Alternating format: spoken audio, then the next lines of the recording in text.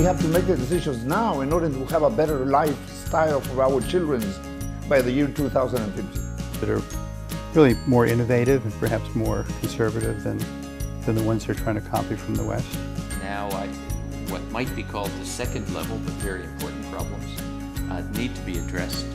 I would say air pollution is one of the obvious problems that need to be addressed.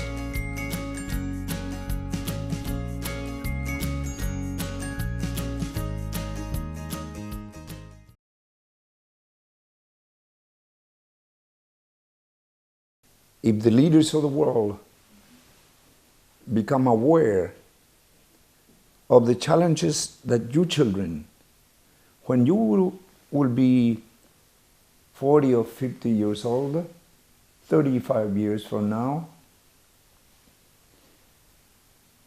you and your children and the children of our children will confront dramatically different challenges than the ones that we're confronting today.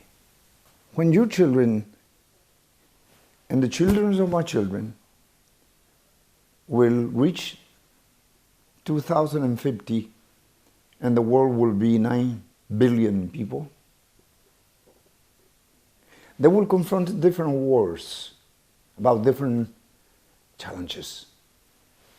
The wars will be about clean drinking water.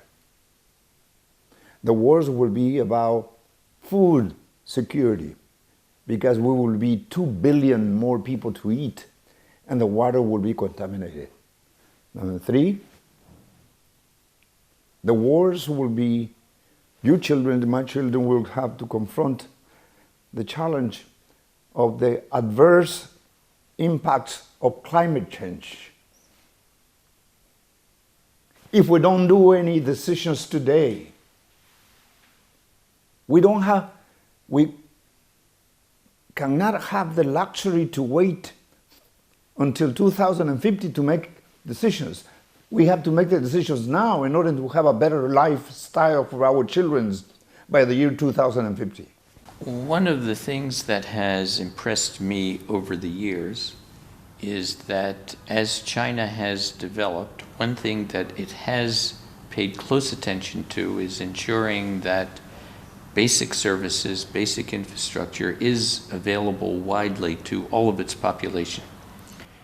China does not have the kind of slum areas that one finds in cities, in other cities of Asia.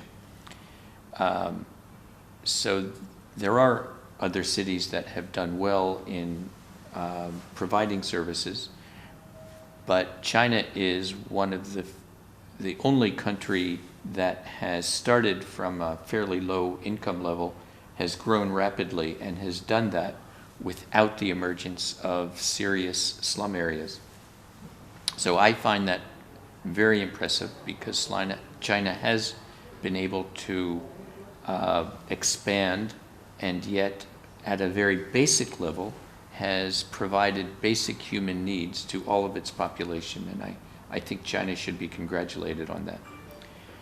It has problems. Every country has problems, and certainly now what might be called the second level, but very important problems, need to be addressed.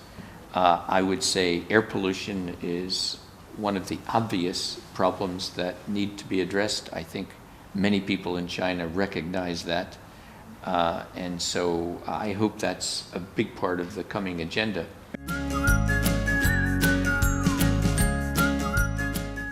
I think there's a lot of poverty in the world.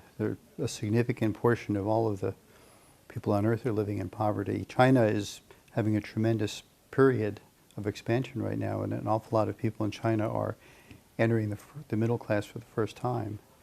And it's hard to know where that's going to stop. The economic boom is continuing, but one of the big challenges, of course, is that like the middle classes every place in the world, they're going to be challenged now in the 21st century to adopt lifestyles which are not quite as consuming as the lifestyles of people in the 20th century. So right now there's a big desire for middle-class Chinese to adopt all of the trappings of Western society. And I think we're all looking at the 21st century for people to be living a more conservative lifestyle, consuming less. And so it's a challenge for all the middle class in the world, but especially for China that's just becoming middle class. It's an opportunity to adopt lifestyles that are really more innovative and perhaps more conservative than the ones they're trying to copy from the West.